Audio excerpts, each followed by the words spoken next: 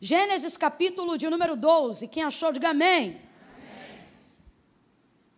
Perdão, é capítulo 11, nós vamos ler a partir dos versos 26 em diante, e aí sim, vamos entrar no verso 1 do capítulo 12. Gênesis 11, versos 26, entrando, rompendo aí até o primeiro versículo do capítulo 12. Diz assim o texto sagrado: Viveu Terá 70 anos, e gerou Abrão, a Naor e a Harã.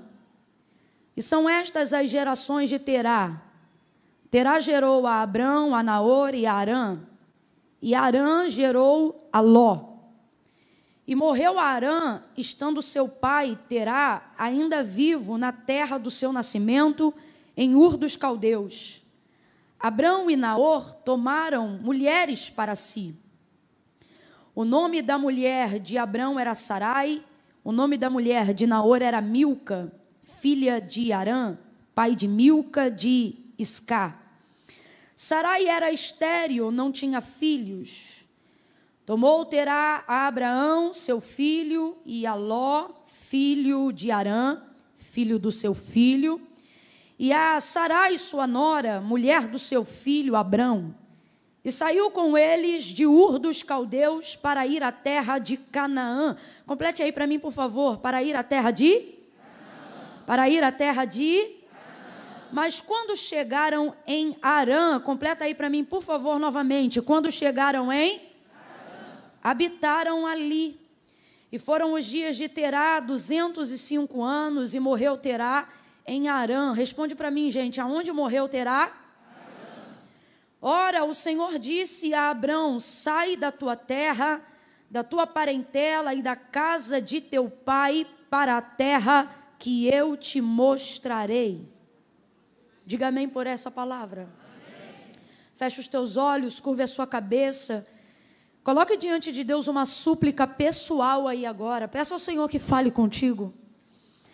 Peça ao Senhor que fale com você agora, de modo específico, direto, de modo que não reste mais nenhuma dúvida de que a voz de Deus hoje se manifestou pela sua palavra para responder questões suas, e até as questões que não aprouve a Deus ainda lhe trazer resposta, que Ele traga a paz que você precisa, para esperar o momento certo dEle falar. Peça isso agora.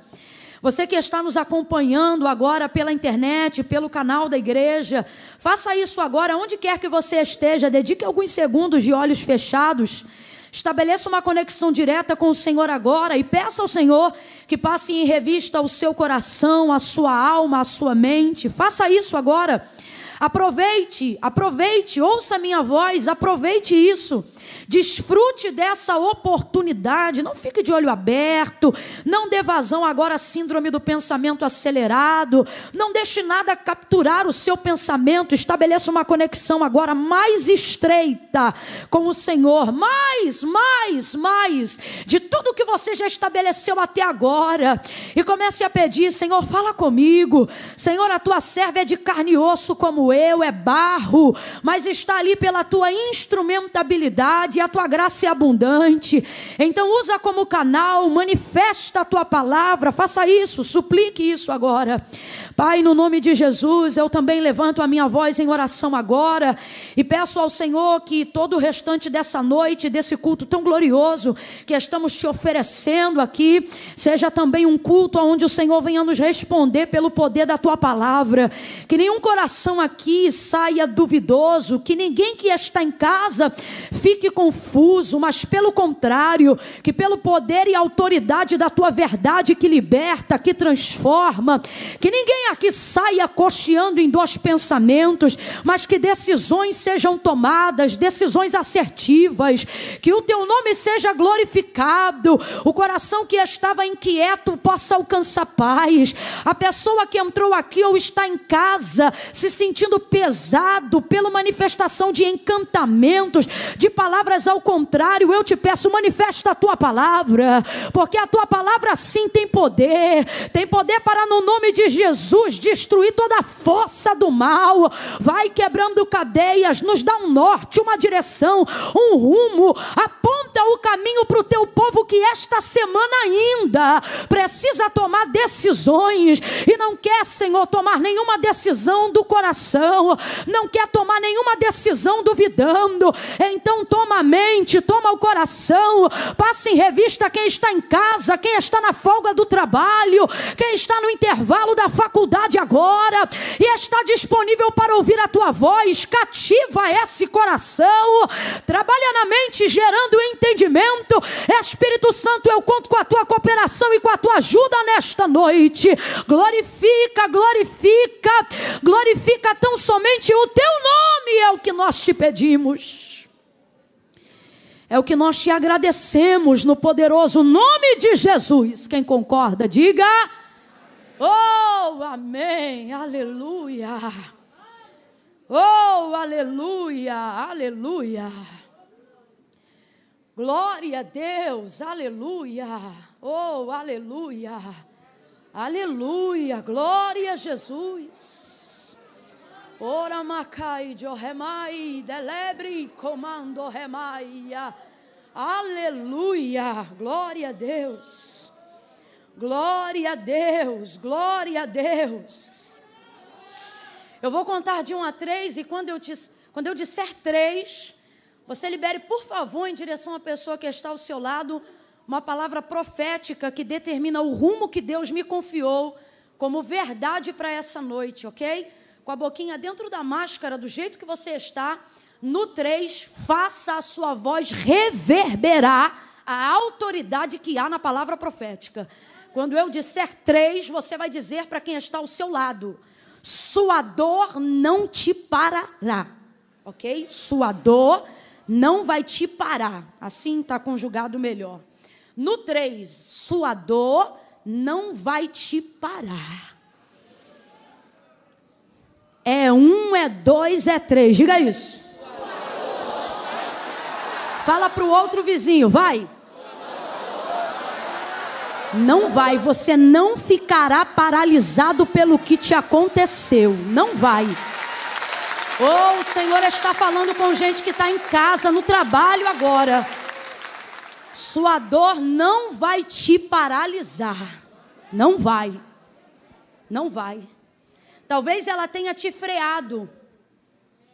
E isso é diferente, irmãos, de ser completamente paralisado. As pessoas falam muito sobre acelerar, sobre correr, sobre ganhar velocidade.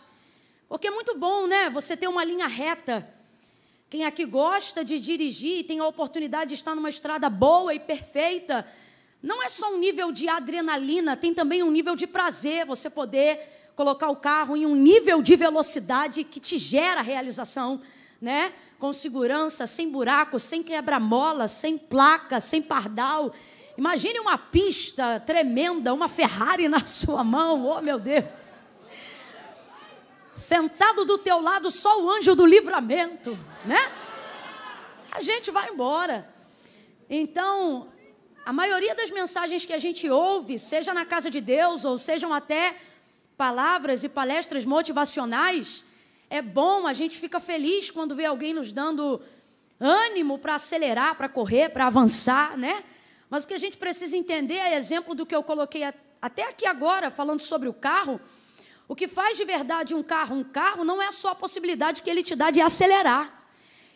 Pare para pensar que você está com uma máquina na mão incrível agora, um carro extraordinário que pode atingir, sei lá, 100, 150 quilômetros em poucos segundos, né? Pense num motor aí cheio de cavalos, né? Não sei como é que fala, antigamente falava assim, né? É assim, né? Pois então, imagine isso, porém, imagine que esse carro não tem freio. Assim é a vida. Você não pode gostar só da velocidade. Só aqui quem já precisou do freio sabe da importância do freio. Então, às vezes, a gente vê gente acelerando e quando a gente freia, a gente pensa que acabou e começa a se sentir o tempo todo atrasado em relação a todo mundo. Por exemplo, existem lugares específicos, lugares estratégicos, que para você entrar, na minha época de autoescola, a gente tinha que treinar bastante a baliza, porque ela era praticamente onde todo mundo reprovava no dia da aula. Então tinham muitas estratégias, e o que você mais trabalha na baliza é ré e freio.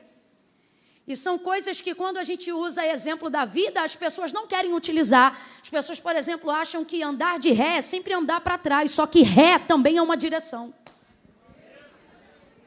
Você quer ver um exemplo interessante sobre isso? Quando Agar falhou, Agar, a serva de Abraão e Sara, e ela começou a ficar rompante por causa da gravidez, que foi autorizada por Sara e Abraão, mas obviamente ela não estava preparada para lidar com aquilo. Um dia, então, ela sai errante pelo deserto.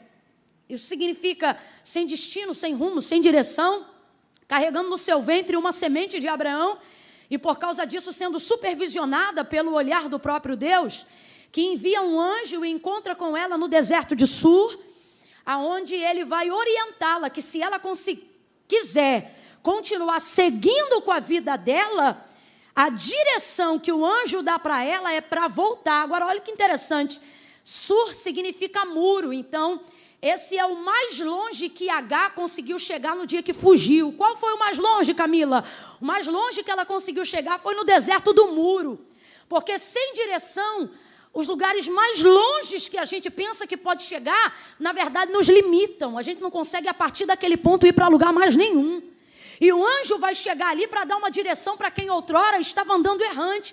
Ela pensa que vai morrer, então ela vê o anjo do Senhor e ela diz, eu vi o Deus que me vê, ele dá água para ela. Ela fica de pé e então ele vai dar para ela uma direção. Completa aí, por favor, gente. Ele vai dar para ela uma direção. Só que a direção que ele dá é contrária ao tipo de caminho que ela desejava seguir. Até porque na casa de Abraão e Sara, o texto diz que Sara maltratava Agar. Então o anjo chega agora para Agar no deserto e diz para ela, volta pelo caminho que tu vieste. E te humilha debaixo da mão da tua senhora. Então ela está tendo que voltar para um lugar que não deixa ela confortável depois de ter fugido de lá.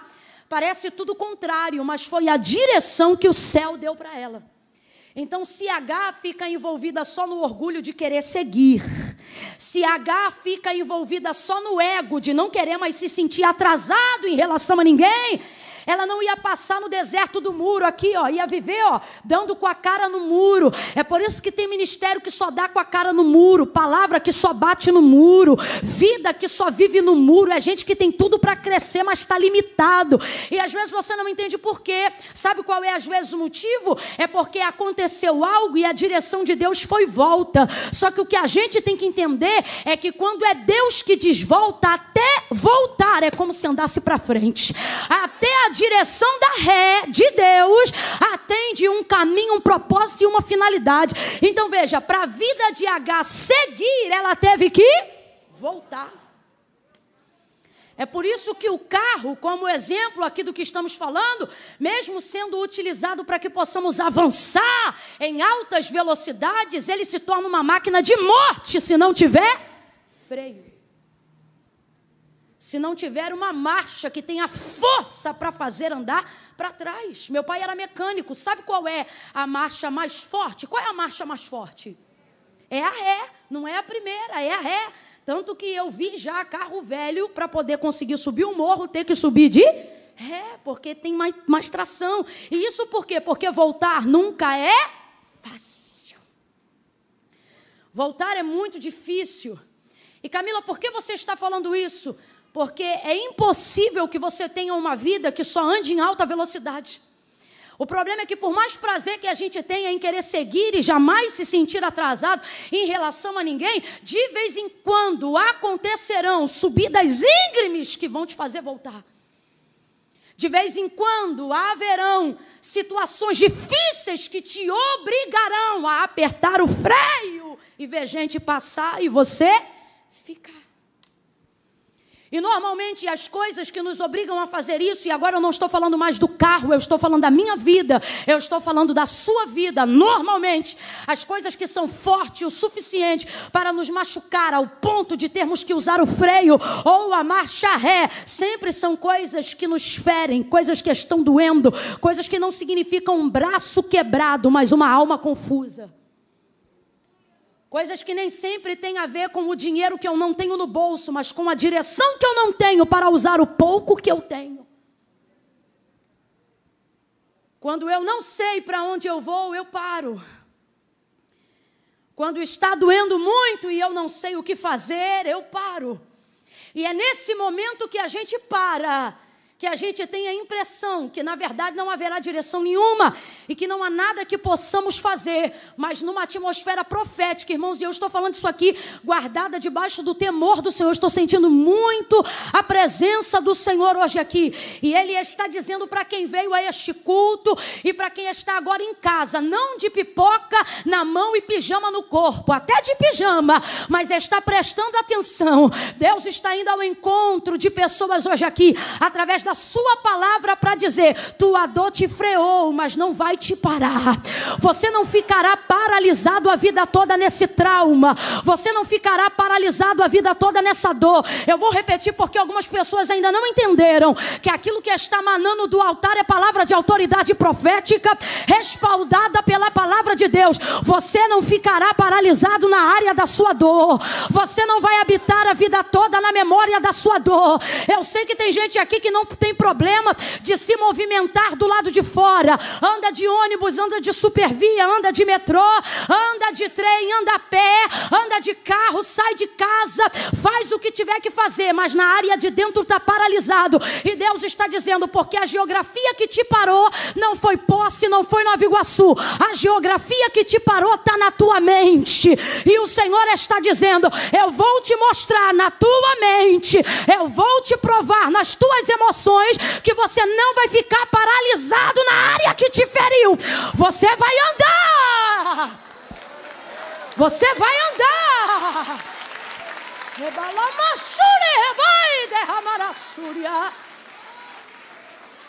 O contexto da história que nós acabamos de fazer menção, a gente vai ver Deus provando essa realidade, ou seja, tornando o que nós estamos aqui profetizando real na vida de Abrão. Você desculpa se ao longo da mensagem eu falar o tempo todo Abraão, mas é porque você sabe, desde que Deus trocou o nome dele, essa se tornou a popularidade do seu nome. Mas aqui é ainda antes do encontro dele com a voz do Senhor.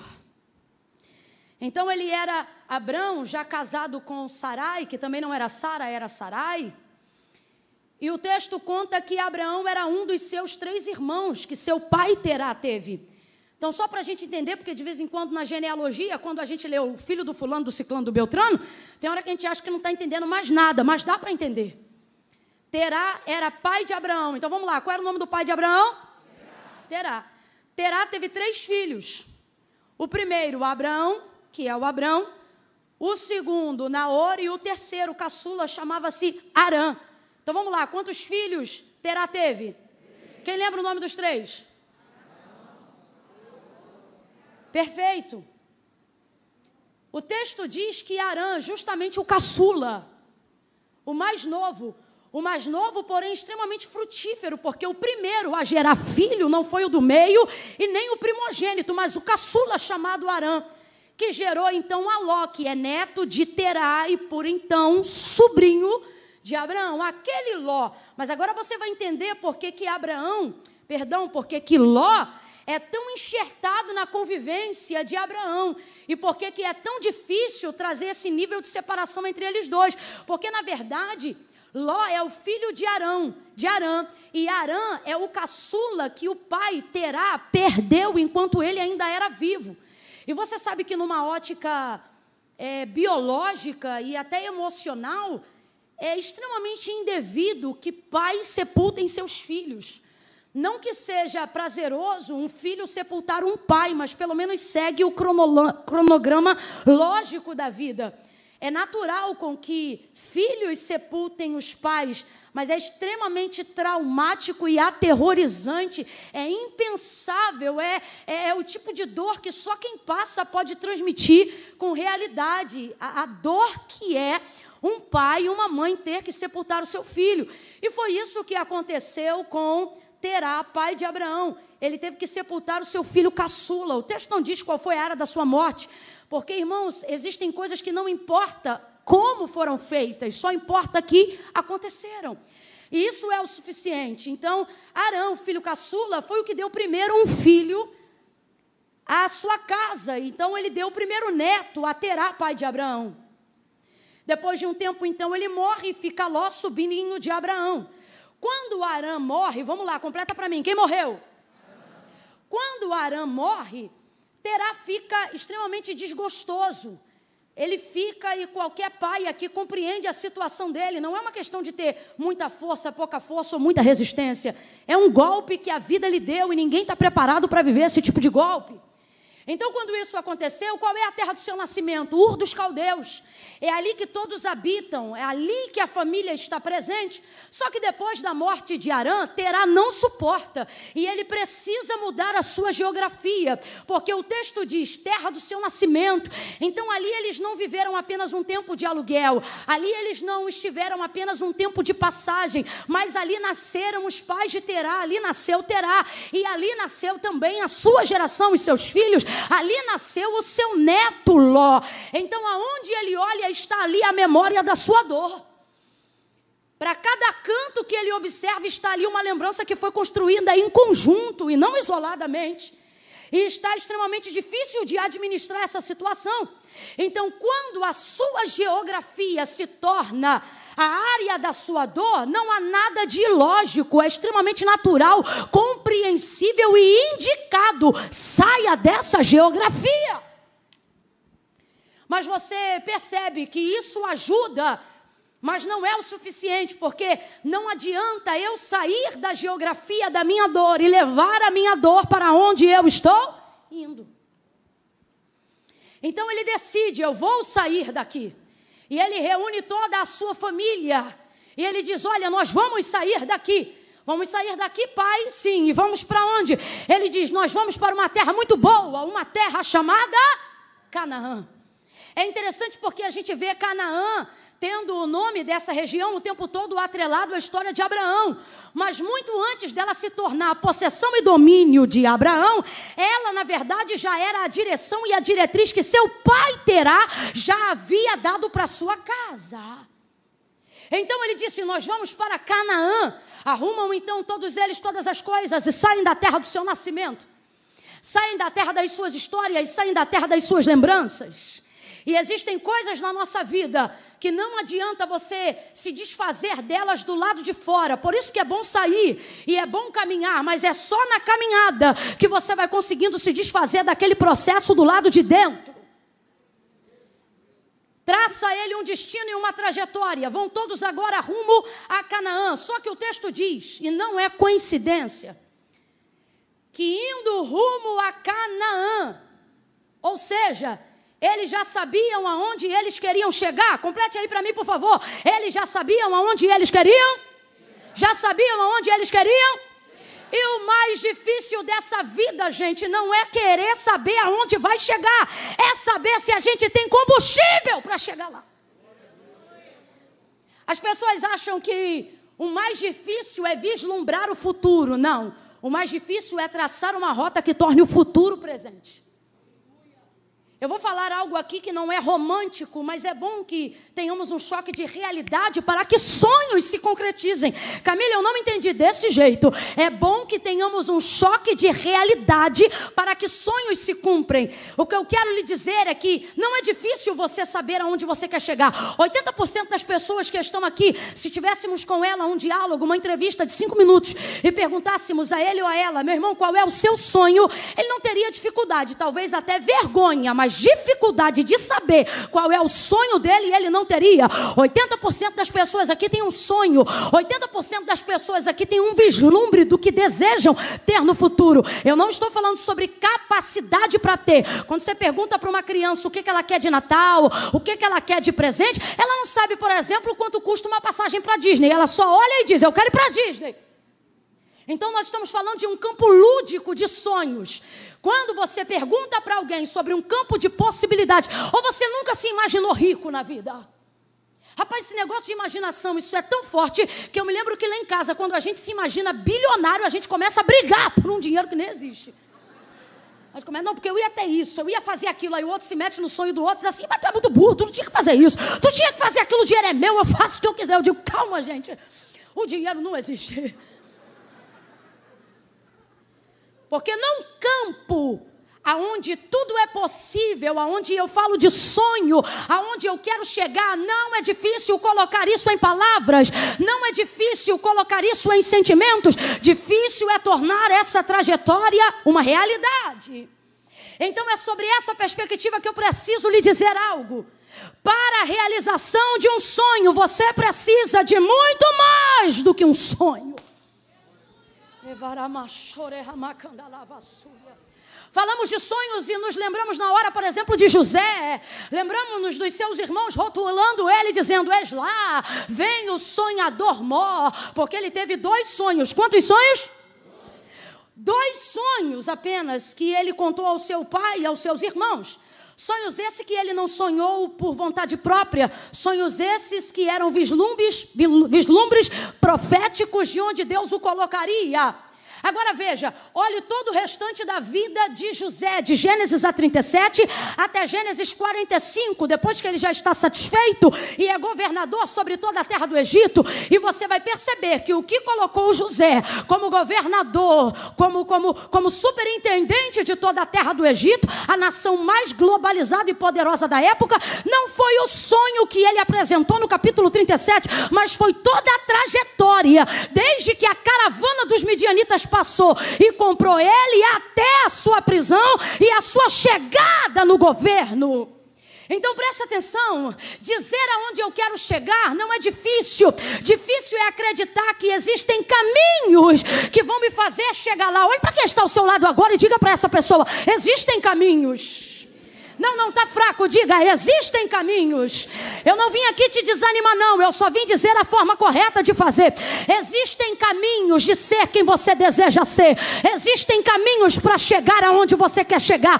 Existem possibilidades reais e tangíveis para você se tornar realizado, realizada na área que você deseja. Existe uma ponte que te liga ao teu presente e ao futuro que você deseja ter. Existe um meio que te faz chegar aonde você deseja chegar. É por isso que você não pode sobreviver só pelo desejo de chegar, mas você precisa ter força e ter ânimo. Para quê, Camila? Para chegar? Não, para aguentar a viagem.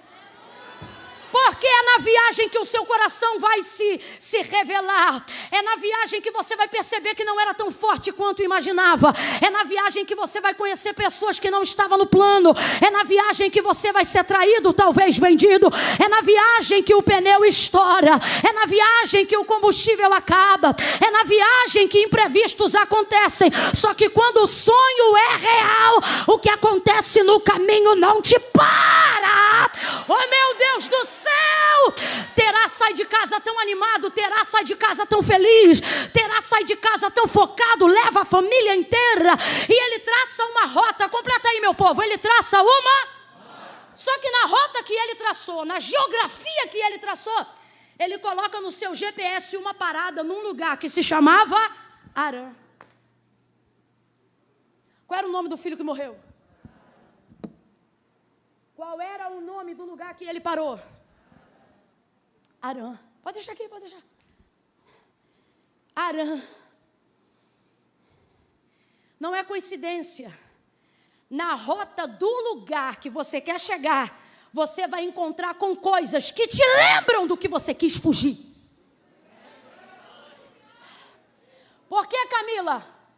Porque Deus ajuda a mudar a sua geografia, mas não faz mágica para você esquecer do seu trauma. Qual é a forma que Deus trata do meu trauma? Não é jogando no mar de esquecimento, é me dando condições de administrar a minha dor.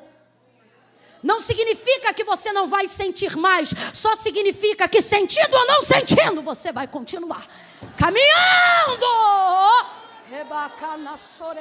Eu não vim contar uma mentira para você e nem me aproveitar de um ambiente profético onde a gente sabe que acontecem coisas sobrenaturais para dizer que Deus vai arrancar da tua mente o luto, para dizer que Deus vai tirar de você a memória das pessoas que você amou, para dizer que você jamais vai se lembrar quando foi traída pelo seu marido, para dizer que você jamais vai se esquecer da empresa que você tinha e que faliu.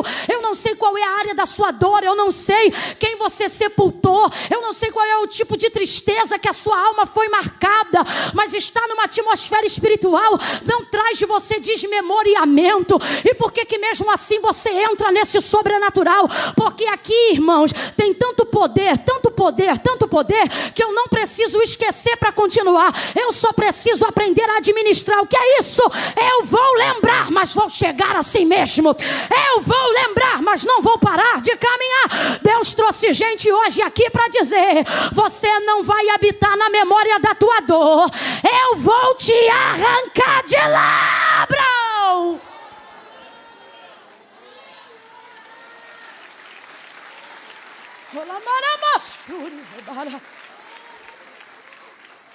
Eu quero que você seja profeta de Deus na vida de alguém e diga para essa pessoa: Deus vai te tirar.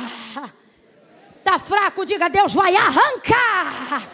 Diga: Deus vai arrancar você da geografia da sua dor. Deus não vai te deixar se aposentar no lugar que te faz mal. Deus não vai deixar você terminar os teus dias no lugar que te faz sofrer.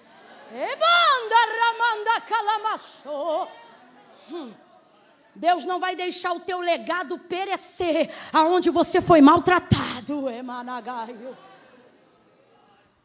Quando ele, indo em direção a Canaã, se depara com uma região que chamava-se Harã, o texto diz que ali ele arma a sua tenda.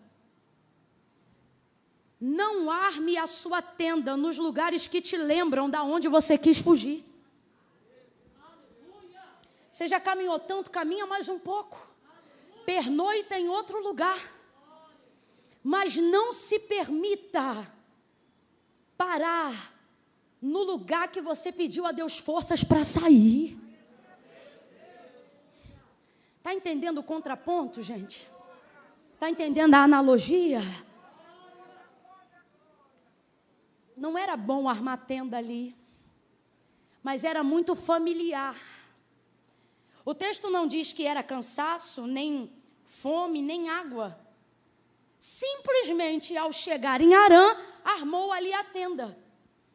Porque existem coisas ligadas no nosso cognitivo, na memória da nossa alma, no subconsciente da nossa mente, que fazem a gente identificar determinados ambientes como familiares, que fazem a gente ter a sensação de que estamos prontos para repetirmos história.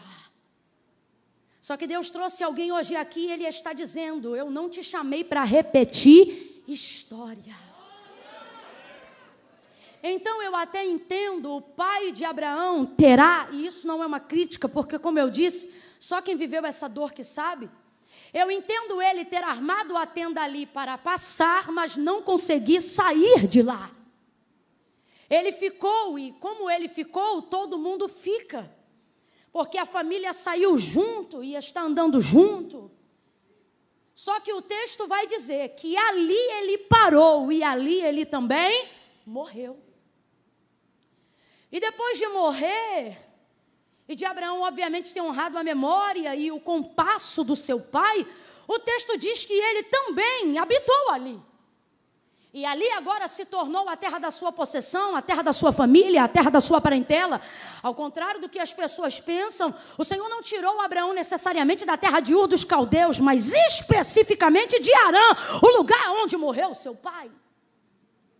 E ali ele ficou revivendo uma situação, uma trajetória, uma dor que tinha a ver com ele, mas esta não é a história dele. O texto começa dizendo que esta história é do seu pai. Você está entendendo o que Deus está falando? Existem coisas que serão inevitáveis de você passar, porque tem a ver com o ambiente que você foi inserido, com os relacionamentos que você criou. Mas Deus está dizendo, isso foi um freio, agora não queira reviver uma história que não é sua. E a voz do Senhor se manifesta a Abraão. E aí entra onde nós entramos aqui, em Gênesis capítulo 12. Eu acho tão maravilhoso que até na construção dessa genealogia, quando Moisés estava escrevendo, ele deixa a história de Terá no capítulo 11 e começa a história de Abraão no capítulo 12. Eu não sei se você está entendendo, mas Deus te trouxe aqui para te dizer: eu vou inaugurar um capítulo novo na tua história. Oh, meu Deus do céu! Olha para quem está do teu lado com carinho e diga: Deus vai virar a página. Deus, isso aqui é profético, gente. Olha para quem está do teu lado e diga: você não ficará. Vamos embora, prega isso, diga: você não ficará no capítulo que seus pais ficaram. Deus está dizendo: você vai honrar a memória deles avançando, você vai honrar a família avançando, você vai chegar aonde eles queriam ter chegado, você vai romper além de onde eles foram. Se você é pai e mãe, levanta a mão. Se você quer ser, bota a mão no teu ventre, minha filha. Deus está dizendo: seus filhos vão chegar onde você nunca imaginou chegar. Eles vão romper lugares absurdos.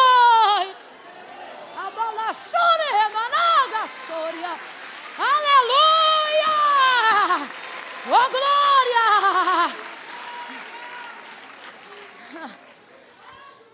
Você tem que ter uma conversa na tua casa. Se seus filhos são pequenos, conversa com eles. Fala qual é o futuro da tua família. Fala onde você deseja chegar. Fala qual foi a direção que Deus deu para a tua casa.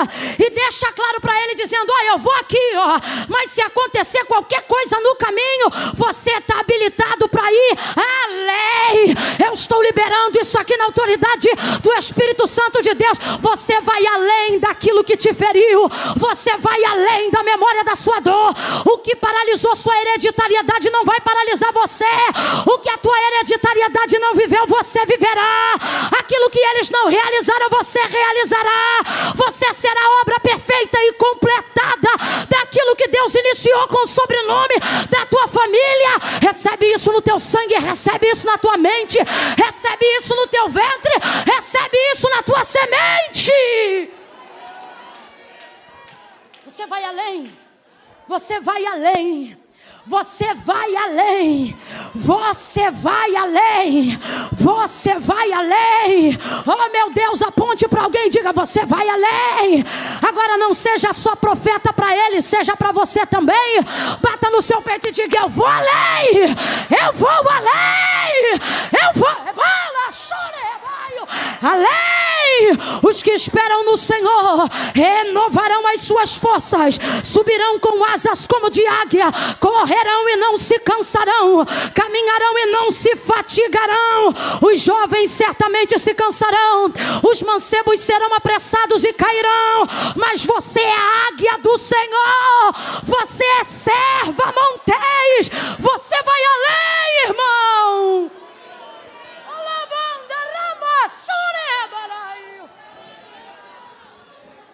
Por que a palavra do Senhor diz que os filhos são flechas na aljava dos valentes? Terá foi muito valente. Saiu de uma terra que ele tinha tudo para uma terra que ele ainda precisava conquistar. Foi valente. E foi visionário. Porque o texto não diz que Deus falou com ele, mas quando Deus fala com Abrão, dá a rota que honrava a memória do pai. Ou seja, era um homem que tinha direção.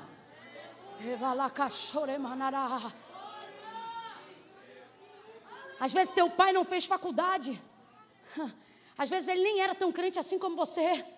Mas às vezes você vem de alguém que mesmo com as suas dificuldades, às vezes até com seu analfabetismo, tinha direção. Eu fico olhando para minha avó, 5 filhos, era uma pobreza extrema. Todos os filhos são melhores do que ela. E nessa época nem crente a gente era. Mas pensa numa casa que tinha direção. Ainda não tinha Bíblia, mas tinha lei, tinha caráter. Tinha justiça, tinha hora para entrar, tinha hora para sair. E isso já foi consequência suficiente para que eles fossem um pouco mais além. Agora imagine o que vai acontecer sobre a vida de uma geração que está debaixo de uma palavra. Agora preste atenção, por que eu estou afirmando? Eu não vim aqui te inspirar, irmão. Eu estou afirmando de acordo com o que a Bíblia e o que a palavra de Deus aponta. Preste atenção. Terá até tinha uma direção, isso é maravilhoso, mas só Abraão está debaixo de uma palavra. E você diz: se eu não sou tão capaz quanto outros foram antes de mim, como é que eu vou chegar aonde nem eles chegaram? E assim te diz o Senhor: eles tinham a visão, mas você tem a... Deus está dizendo: a minha palavra vai manifestar a ponte que você precisa para atravessar, o caminho que você precisa para trilhar. Deus está dizendo: tem muita gente que sabe aonde vai chegar, mas não vai suportar o caminho até chegar lá. E o que vai te fazer suportar o caminho até chegar lá? A mesma coisa que o Senhor deu a Abraão. O que a Bíblia diz sobre Abraão? Que Abraão, enquanto não alcançava a promessa, ele era fortalecido, dando glória a Deus. E ele glorificava a Deus pelo quê? Pela palavra da promessa. Deus está dizendo: é assim que aqueles que estão debaixo de uma palavra chegam aonde eles têm que chegar. Enquanto alguém só tem o lugar, você tem o combustível para chegar lá. Deus está dizendo: você vai caminhar para lá dizendo: glória a Deus, glória a Deus, glória a Deus. E quando alguém disser: rapaz, você não está perdido, não estou perdido não. Mas por que teu Waze está desligado? Porque a bússola que está traçando a rota da minha chegada não está no Waze, não está no Google Maps. Eu estou debaixo de uma palavra e vou alcançar a terra da promessa, glorificando ao Deus que me liberou a palavra. Abraão vai sair agora de Harã, vai sair da terra que então se tornou a da sua parentela. Ih, Jesus, o que houve? Vai sair de lá e vai para a terra que o Senhor vai mostrar. Agora responde para mim: Abraão sabia qual era a terra? Não, porque o Senhor diz assim: vai que eu vou te mostrar uma terra. Então, quando a voz de Deus se manifesta a Abraão, o Senhor diz assim: ora, o Senhor disse a Abraão: sai, diga comigo, sai.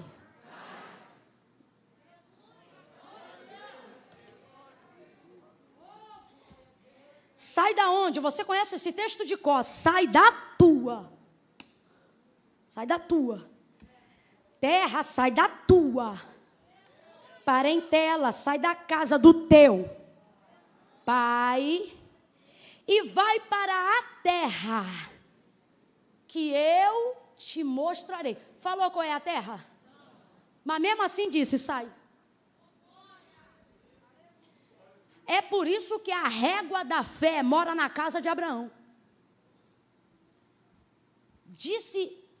Deu-lhe garantia da terra, mas lhe falou qual era a terra?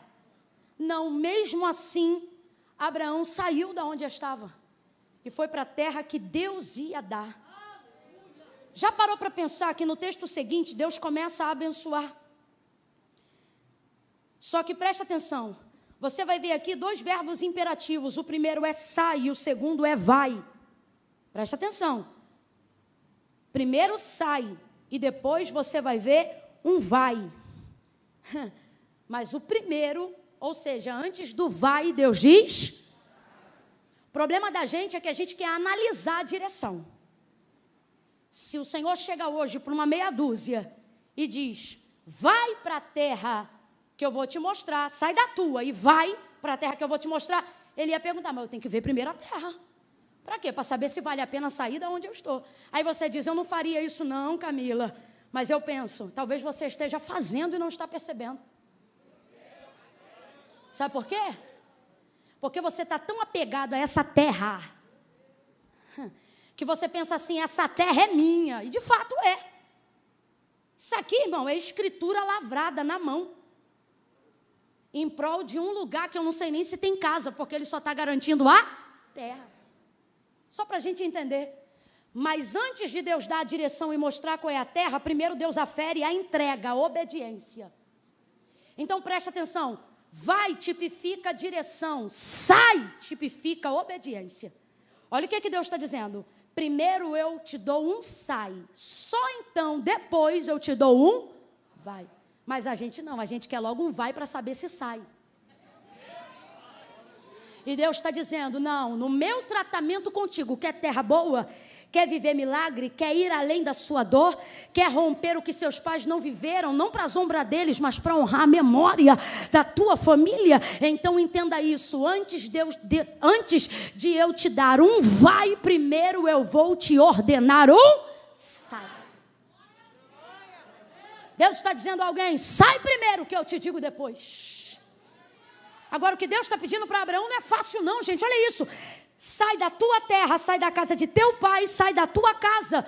Tudo que Abraão tem e aonde ele está é dele. Completa aí para a gente encerrar tudo junto. Tudo que Abraão tem e aonde ele está, tudo é? Só que Deus está dizendo, sai do que é teu. É isso que Deus está dizendo para ele. E em contrapartida Deus está dizendo, vai para o que é meu. Mas o que é do Senhor? Isso você só vai saber depois que você... Ai, é muita fé. É muita fé. Olha como é que o aplauso fica fraquinho. É muita fé. Agora, para quem conhece as coisas de Deus, sabe que a proposta de Deus é infinitamente melhor do que a garantia de Abraão. Porque o que Deus está dizendo para ele é, sai do que é teu e vai para o que é meu. Agora, isso aqui é pura educação. Você não vai conhecer nenhum outro Deus educado como o nosso Deus. Porque o salmista, ele afirma, do Senhor é a terra, a sua plenitude, o mundo e aqueles que nele habitam. Então presta atenção, a terra que Deus diz que é de Abraão, na verdade é de quem? É de quem? É tudo de Deus. Porque o que Deus está querendo de Abraão não é terra, é renúncia. Lembra quando ele disse assim, me entrega o teu filho, o teu único filho, aquele a quem tu amas, Isaque. Ele sobe ao Moriá, um dos montes de Moriá, e ele vai agora sacrificar Isaque. Agora, o nosso Deus não é Deus de homicídios, não é Deus de sacrifícios humanos, todavia é um Deus que atesta a tua obediência até o limite. E ele chega para Abraão e lhe faz esse pedido, porque certamente Isaque estava tomando no coração de Abraão um lugar que não deveria ser dele. Ele diz, eu vou fazer isso para provar o seu coração. Quando ele vai, Abraão não sabe disso. Nós que lemos o texto sabemos disso. Quando ele vai imolar Isaque e acutelar o menino para sacrificá-lo diante do altar, a voz do Senhor brada a Abraão desde o céu, dizendo, Abraão, não faça isso. E eu imagino a confusão temporária da mente de Abraão, pensando, como não faça isso, se eu só estou fazendo isso porque o Senhor me pediu? Então ele disse, agora eu sei, mas espera aí, Deus é onisciente? Se Deus é onisciente, Deus já sabia do que ele faria, sim ou não? Já sabia do que ele faria, sim ou não? Era Abraão que precisava saber qual era o lugar que Deus devia ocupar, e não Deus que estava querendo saber. Então preste atenção, quando Deus pediu Isaque, não é porque ele queria tomar Isaque, é porque ele queria trazer de volta Abraão. Tem coisas que Deus nem quer tirar da gente. Tem coisas que Ele só quer provar para saber o quanto a gente está disposto a entregar. Deus não precisa de Isaque. Deus só está querendo colocar o coração do Abraão no lugar de novo. A mesma coisa é a terra. Deus não precisa da terra de Abraão para nada. O que Deus está pedindo não é terra, é renúncia. É por isso que Deus está dizendo para quem está aqui, quando eu peço o seu carro, eu não preciso de carro. Quando eu quero andar, eu subo nas asas do vento. Eu monto em 2 querubins e eu passeio sobre o globo da terra. Quando eu peço alguma coisa na sua casa, não é porque eu preciso de sofá. Quando eu mando você desligar a televisão, não é porque eu sento para ver jornal. Eu sou a enciclopédia que o futuro ainda não conheceu. Eu não preciso do que você precisa para nada. A única coisa que eu estou fazendo é te mandando sair de onde você está. Para quê? Porque a única coisa que eu quero é o seu coração. Mas não adianta vir contar mentirinha nem caô na igreja para dizer, se ele está falando isso, eu sempre soube. O que Deus quer é o meu coração. Mas o único jeito de Deus botar meu coração no lugar é removendo ao meu redor as terras que eu frequento. É mexendo nas coisas que eu tenho. É entrando nos lugares que eu gosto e sabendo se ali tem lugar para Ele. Todas as vezes que Deus quer provar o coração de um homem, Deus não toca no seu coração, Deus toca nas suas coisas. Por isso, para trazer Isaque, Deus não queria Isaque, Deus queria Abraão. Mas como é que Ele toca em Abraão? Tocando em quem? Pedindo quem? Agora eu vou te provar o valor de uma obediência irrestrita ao Deus de Israel. Abraão não quer nem saber qual é a terra, mas está interessado em saber quem é Deus. Ele crê na palavra e sai da terra. Sai com tudo e com todos. E a primeira terra que Deus lhe permite chegar, que se tornou a terra da sua hereditariedade, o lugar que ia jorrar leite, maná, leite e mel, para milhões e milhões de hebreus, ou seja, filhos de Abraão, na semente de Isaque, era Canaã. E esta foi a primeira terra, que quando saiu de Harã, Abraão chegou. Partiu, pois, Abraão como o Senhor lhe tinha dito. Foi com ele Ló. Tinha Abraão 75 anos quando saiu de Harã. Abraão levou consigo Sarai, sua mulher, e a Ló, filho de seu irmão, e todos os bens que tinha adquirido, e as almas que lhe haviam sido acrescentadas em Harã. E saíram para a terra de Canaã, e chegaram lá. Seja profeta para uns 3 e diga, você vai chegar. Quando você obedecer, você vai chegar. Se você obedecer, você vai chegar. Camila, qual é o passe de entrada para quem quer chegar? Dá a Deus o passe da renúncia. Dá a Deus o bilhete da renúncia. Camila, quanto custa os meus sonhos? O preço de chegada no lugar da sua realização depende do tamanho da renúncia que você está disposto a entregar no altar de Deus. Sai ele de Harã e chega em Canaã. Eu imagino Abraão chegando em Canaã e pensando, cheguei aonde eu tinha que chegar. Só que quando ele chegou lá, no lugar que seu pai tinha desejado chegar, ele não chegou. E agora ele chegou por direção do próprio Deus.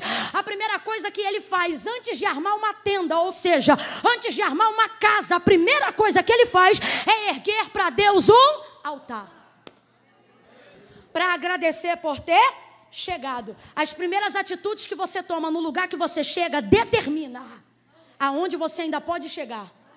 Por Abraão ter armado primeiro um altar ao invés de uma tenda, Canaã, que foi destino de muitos, para ele foi só lugar de passagem. Agora você vai entender, sabe por quê? A coisa que Deus mais deu a Abraão foi terra.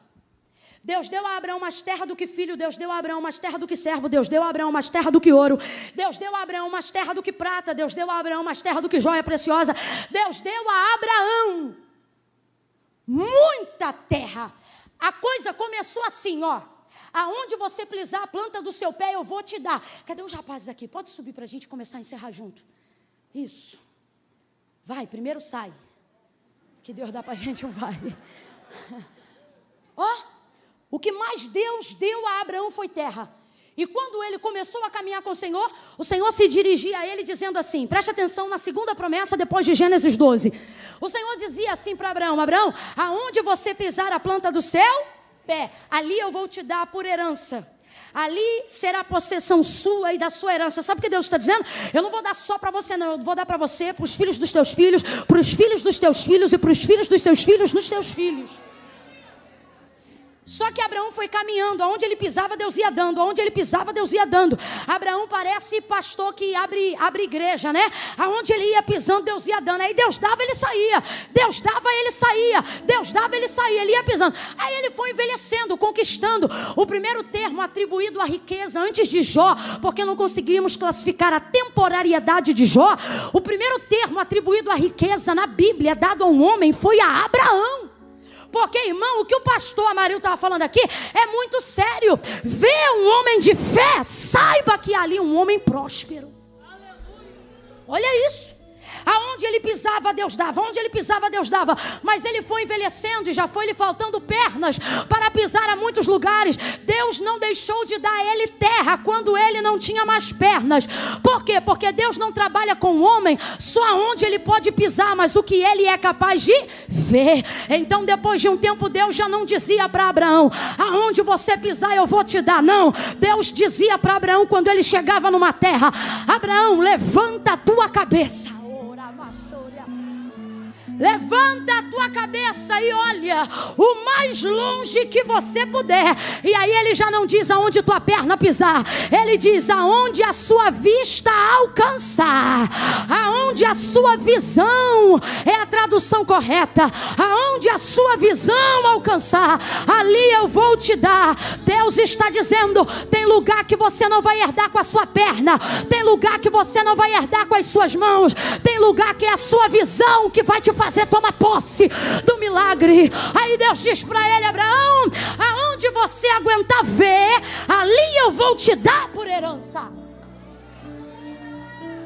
Oh, toque uma coisa assim, mais forte, com cara de posse de terra, com cara de exército que vai entrar para tomar posse de uma terra. Deixa eu ouvir o baixo. Eu quero coisa forte. Não quero assim, quero outra coisa. Vamos mudar o termo aí. Jesus, ora por mim.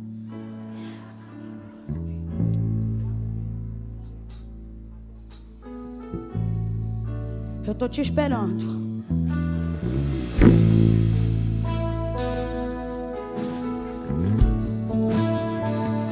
Ore bacachore mandaravas. Pare de me julgar. A palavra do Senhor diz que Deus habita no meio dos louvores. Tem uma direção que Deus vai te dar enquanto você adora, enquanto você glorifica. Oh, Deus me manda dizer: você vai além. Deus me manda dizer: eu não vou te deixar. Você não vai morrer no lugar da sua dor. Oh, suas últimas lembranças não será do que você perdeu. Quem recebe isso, levante a mão. As últimas lembranças da sua vida será do que Deus te fez conquistar. Será do que você alcançou. Recebe isso na tua mente. Você não vai ficar paralisado no lugar da tua dor. Suas últimas lembranças não serão do que você perdeu, mas será do que Deus te fez conquistar enquanto você caminhava. Caminha debaixo dessa palavra. Quem quer tomar posse de uma terra, fica de pé. Toma posse da